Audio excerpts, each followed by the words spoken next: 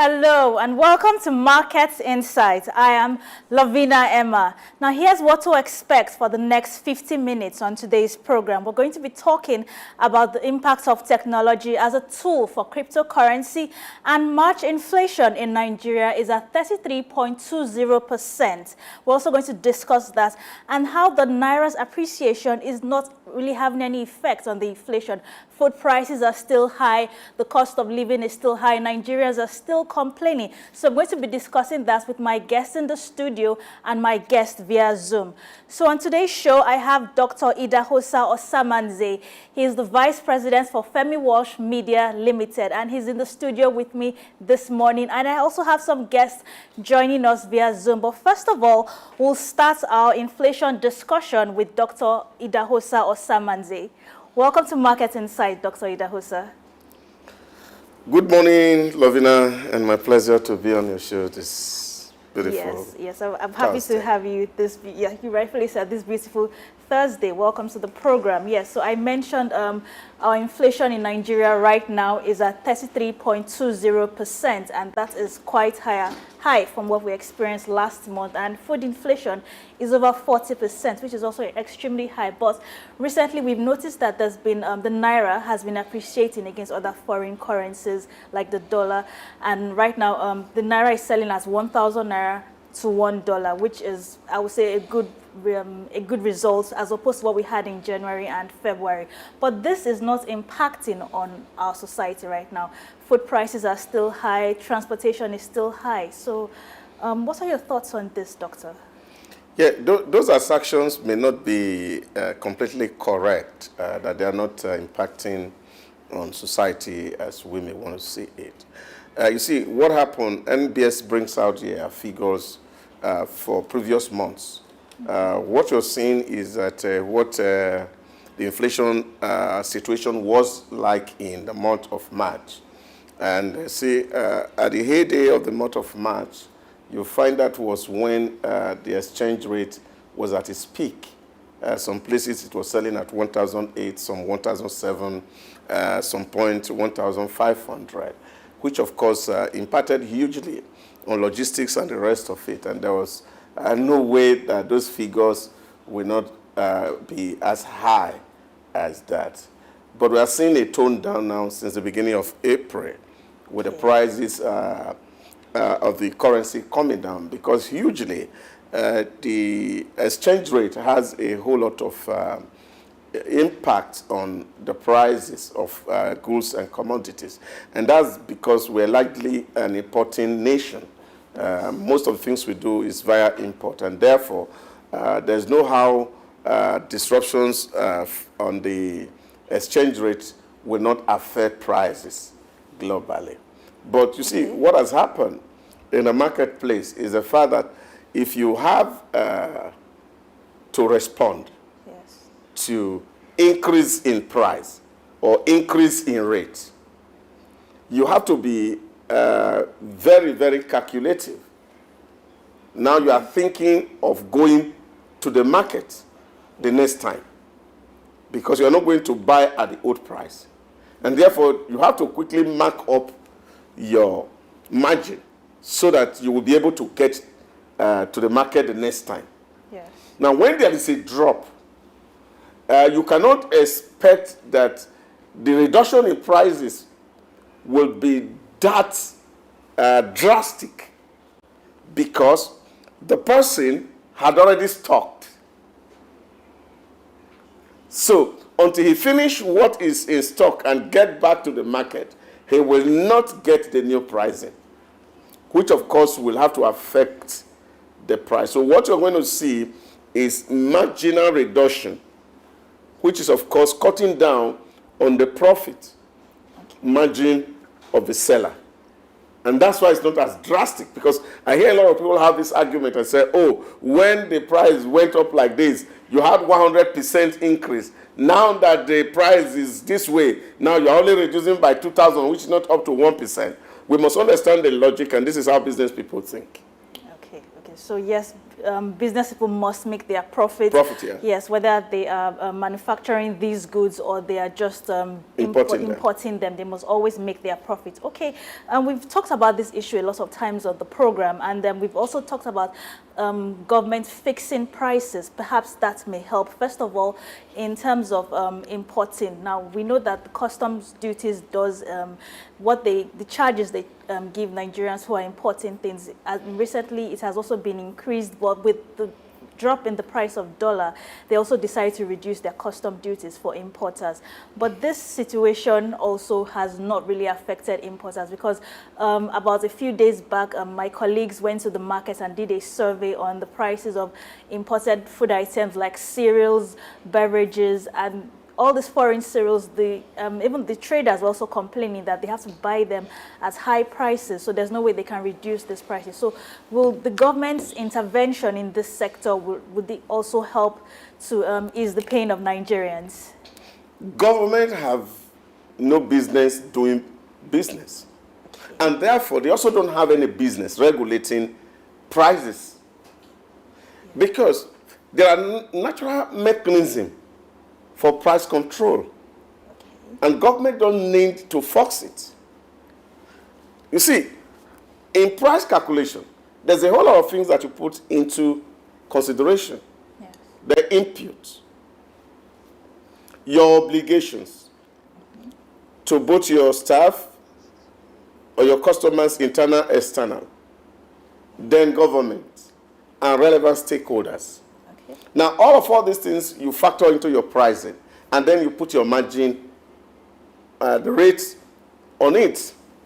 Take, for example, if I'm taking a loan to do a farm, for example, yes, and at the current 24.7% interest rate, which is given, and by the time the bank put the administrative charges and maintenance charges, getting to 27, or in some places you get it 28. Now, that is a cost to me. It's an input cost. I will need to calculate that into my price. Mm-hmm. So, what government needs to do is not to determine what price is to create the ecosystem where prices can be moderated. Now, this, of course, has to do with its own macroeconomic indexes. We expect, for example, that the CBN in the next MPC meeting should not be thinking about rate increase, because that's a wrong reading of the thing that the causes of inflation, because it's assumed that there's too much money in circulation. Yeah. But that money is not in the hand of the average buyer. Yeah.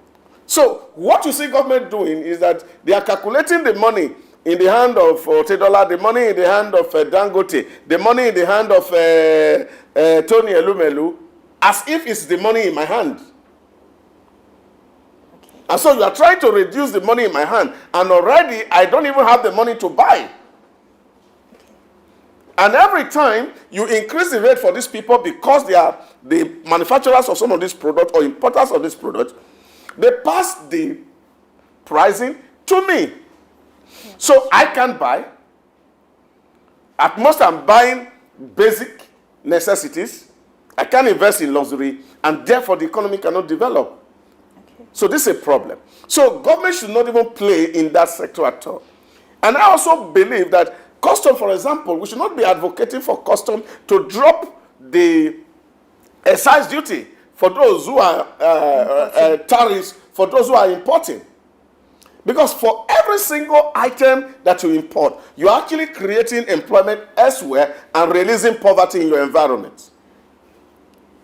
So this is a problem. So customs should be able to look at it and say, is this item a basic necessity that cannot be produced at home? Mm-hmm. And what kind of incentive do we need to create such that people can begin to produce them at home, and then we will not have excess need for dollar. And therefore, the exchange rate itself will find its level. Because if we are not having to depend on dollar for so much, what you will get is that the pricing for Naira will become right. Maybe that time you could be seeing a dollar is selling for 400, 200, because not many people need it. And then you can stabilize, and then the pricing for goods and services within the country can also stabilize. Excellent points, by the way, concerning how we can actually work hand in hand with the government to reduce this. And like you said, we should not, customs doesn't necessarily have to bring down the price of their excise duties. Yes, it doesn't have to work that way. But, okay, in terms of government, still on them, please. We know that they have taken a lot of steps to address inflation. We also know that, yes, there have been meetings by the Central Bank of Nigeria to curb this. But still going forward on this matter, how do the government spending is something that a lot of Nigerian economists talk about, that it's to run a government in this country is quite expensive. And in addition to that, a lot of people on the streets talk about how people in power, particularly in this country, live a very expensive lifestyle. And then we see the common man on the streets having to pay for the largesse of the government. So if it's almost like this inflation is just affecting the common masses and it doesn't go on to the government, because one would think that the government should start reducing their own costs to actually say, okay, let's help, let's also try to help aid Nigerians during this period of hardship. But that doesn't really seem to be the case in this country. Now, what are your recommendations as to how governments can reduce spending in running the country? Well, you've made some very valid points, and then, of course, too many questions in one. But let's see how to isolate them one after the other. Cost of governance. As government spending increase. And I don't think government is spending enough, and I think that's actually the real truth here. Government is not spending enough because we need more of government spending to actually oil the wheel of the economy, because that's what gets the economy going. Yes, yes. And that's why you're seeing that most of advanced countries, they are putting so much money in society to ensure that there's money, disposable income, in the hands of everybody. Take, for example, government need to continue to put money on things that will aid production. For example, energy. How do we scale up energy? Such a way that everybody, an artisan who is in the village everywhere, have access to cheap electricity to produce. Government must continue to do that. Okay. Number two, government must continue to invest in basic infrastructures like roads, rail, the airports. And this, of course, again, helps the logistic costs, which also is adding up to the prices of goods and services. Take, for example, cargo airport facilities in Nigerians are not well developed. You can imagine, for example, for you to take a trailer load of yam from Niger to Lagos will take you like before 300,000. Today, because of bad road, some people are paying 1 million, some people are paying 1.5 million. Now, that 1.5 million, where do you take it from? You take it from the tuber of yam. So you are asking, oh, the tuber of yam 2 months ago was 1,000 naira. Now it's 2,500. But you have forgotten that with the increase in the cost of petrol, plus the bad road, now, of course, some of them even have to hire security to follow them on the road. And that's additional cost. And all this is coming on the cost of the tuber of yam that the man in Lagos is going to buy. Now, you imagine, for example, of course, don't forget, you also factor some of the risk inside that tuber of yam. Because you can imagine that you have an accident on the way, some yam break, or some are rotting inside. All those things, the businessman must factor it into the price. So that he's able to make his margin. Now imagine that you have small cargo facility that yam can actually be packaged in Niger, in Kebbi, and then you find them in Lagos. small cargo facility, maybe somewhere in Ikorodu there, then you can drive them to the market. That will reduce time, that will reduce cost. Now imagine the train or the rail system is connecting all these farm markets to the urban center. Then the speed and the time of movement also reduces and the cost of logistics go down. Imagine that the roads are smooth. And of course the truck don't need to spend an hour on the road before getting to the market. All these things will reduce the cost for the farmer and the middleman who is bringing the yam to the urban center. So all these things will require government to continue to spend more. Yes. And that should not necessarily drive inflation high. It should be something that should really leverage that you have more. And what do you do is that if there's more money in the circulation, you encourage more productive activity so that this money can continue to circulate. And I think that's what the regulatory power of the CBN should be, and looking at how do we empower, for example, reduction in rates for borrowers, and that of course will also cut down on the prices of which they are selling. And then of course more people have access to these small micro loans, and then they can do some productive activity. Those are things that government should continue to do, really, in my own reckon. Okay, yes, yes, those are things they need to actually do. Yes, repairing, I would say, building infrastructure like roads, improving on our air transportation system, like you said, the cargo system, also the train routes, making sure that we can carry goods and services safely by train. Yes, I feel those things are basic things that the government needs to provide. It shouldn't be, it shouldn't be a situation whereby they just increase it and then on the side maybe the work really hasn't been done. We've seen cases like that. But the elementary economy says to you, prices are determined. If you have high supply and there's low demand, naturally suppliers want to sell. Then of course they can crash price so that they can get. But if demand is higher than supply, then of course we're expecting price to go to the rooftop. Yes, yes. And that's the situation we are having at the moment, because you take, for example, the palm oil, for example, consumption in Nigeria is about 2 million tons annually. And what we currently do is about 800,000. So we are not able to get up to 2 million tons. So how do we make up for this excess? We import palm oil. But a lot of analysts have complained that Nigeria should not be importing palm oil because... So why shouldn't we import palm oil when there is a shortfall in production? How about the government spends more to improve on local production of palm oil? No, it's not government spending on local production. It's the private persons expanding their production facilities. Because government does not produce palm oil. No, they don't. But it is private farmers that produce palm oil should be able to study the market and see there is still room for investment.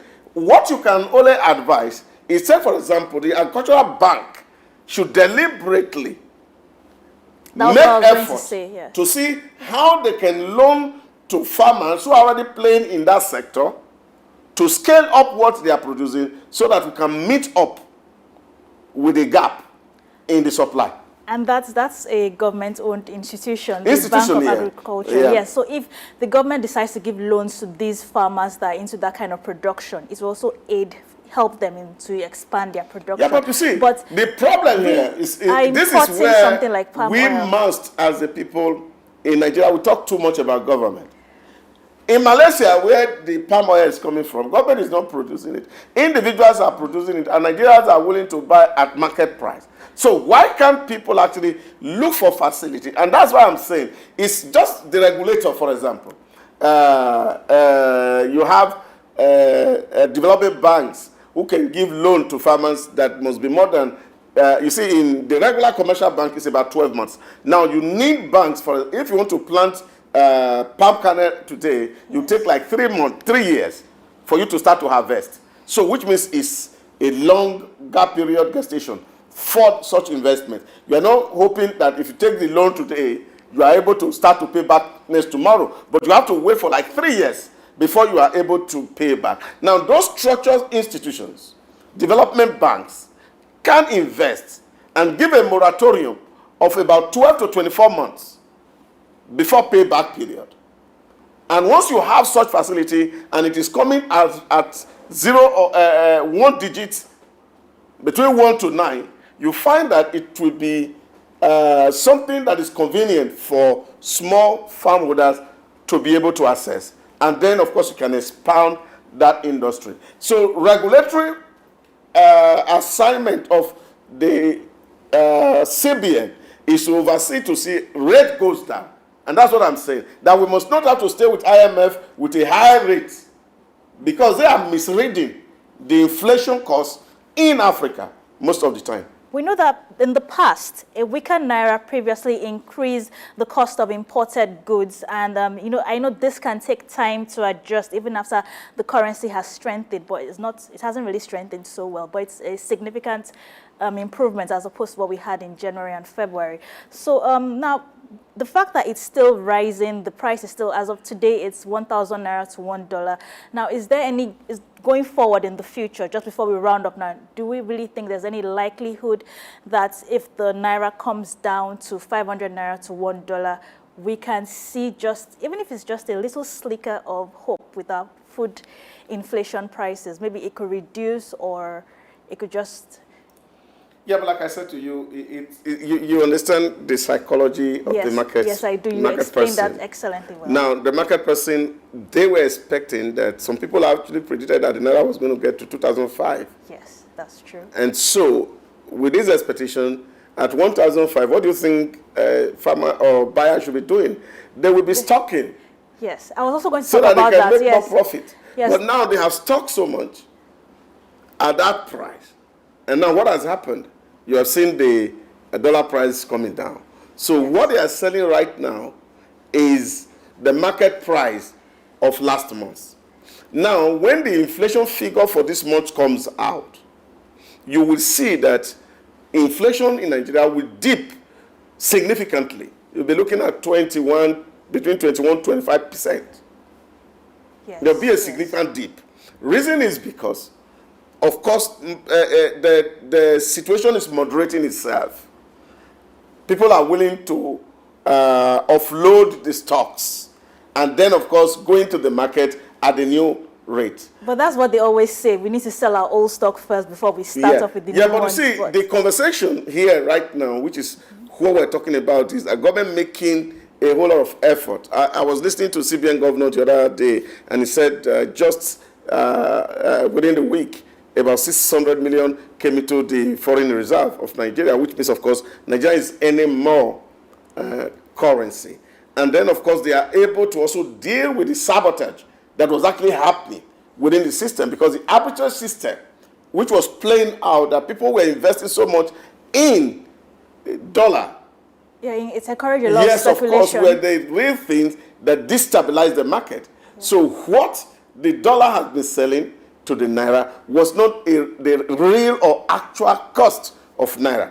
Now that the CBN is having a hold on the movement of foreign currency, yes, then of course we can be expecting some stability in the rate. And if we see dollar stabilize at 1,000 or 1,200 eventually, yes, in the longer run, you could have a stable inflation rate through the rest of the year. But ultimately, what will really bring down this exchange rate is the productivity of the Nigerian man. That we must begin to consume what we produce and produce what we consume. Okay, I totally agree with you there. Yes, we must increase what we produce and consume what we produce. Thank you very much for joining me this morning on Market Insight, Dr. Idahosa Osamhanze. It was great having you on the program. It was a pleasure to be here also.